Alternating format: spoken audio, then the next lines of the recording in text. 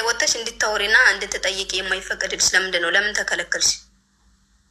እሺ ከይቅርታ ጋር እንዴት ስምሽን ትነግሪኛለሽ? የኔ እናት ከዚያ ጥያቄሽ ገብቶኛል፣ ልመልስልሽ።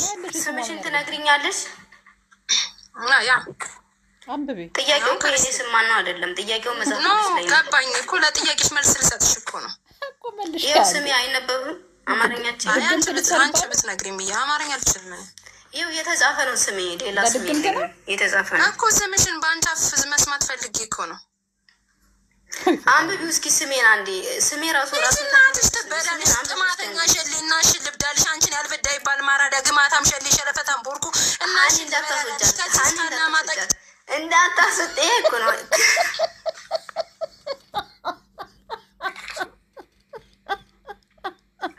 የክርስቲያን ሴቶችን ባጭሩ መረዳት የምችሉት የክርስቲያን ሴቶችን ባጭሩ መረዳት የምችሉት ገባችሁ?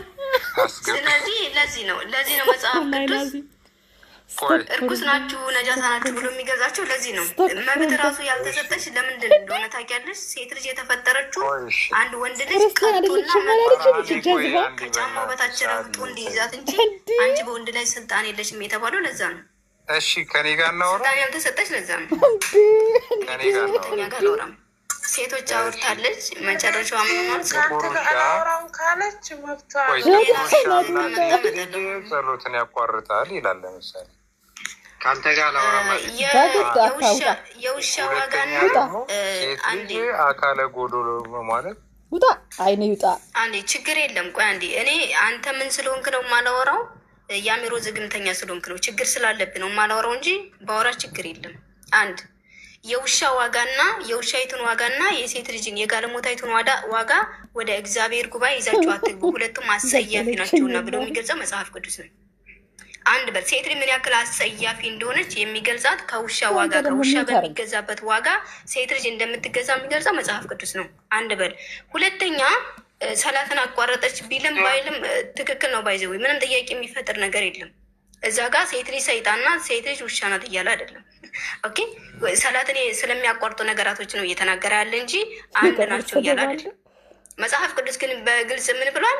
የጋለሞታይቱን ዋጋና የውሻይቱን ዋጋ ወደ እግዚአብሔር ጉባኤ ይዛችሁ አትግቡ፣ ሁለቱም አስጸያፊ ስለሆኑ ይላል። ውሻ ምን ያክል አስጸያፊ እንደሆነ ኮርስ ይታወቃል። ሴትም ደግሞ በዛው ተመሳሳይ እንደ ውሻ አስጸያፊ ናት ብሎ ይገልጻታል። የእኔ መጽሐፍ ሳይሆን መጽሐፍ ቅዱስ ነው። ኦኬ ስለዚህ ታዲያ የረከሱት የካፊር ሴቶች ናቸው ወይ? ኮርስ የሚያረክሰው መጽሐፍ ቅዱስ ነው ወይ? ኮርስ እኔ ሙስሊም ሴት ነኝ። የሙስሊም ሴት ምን ያክል እንደተከበረች ወይንም ደግሞ ምን ያክል ንጹሕ እንደሆነች የምታዩት ገና ከንግግራችን ነው። በነገራችን ገባችሁ? ገና ከንግግራችን ማለት ነው። ቁርአንና ሐዲስ ምን ያክል እንዳከበረን ከመግለጻችን በፊት እንኳን ራሱ ገና በንግግራችን ማየት ትችላላችሁ። ኦኬ ስለዚህ የካፊር መጨረሻ ምንድን ነው ከተባለ ያው እንዳያችሁት። ከእነዚህ ግለሰቦች ጋር ታዲያ እንዴት ነው ማውራትና መግባባት የሚቻለው? ጋይስ አውሩ እስኪ አንዴ።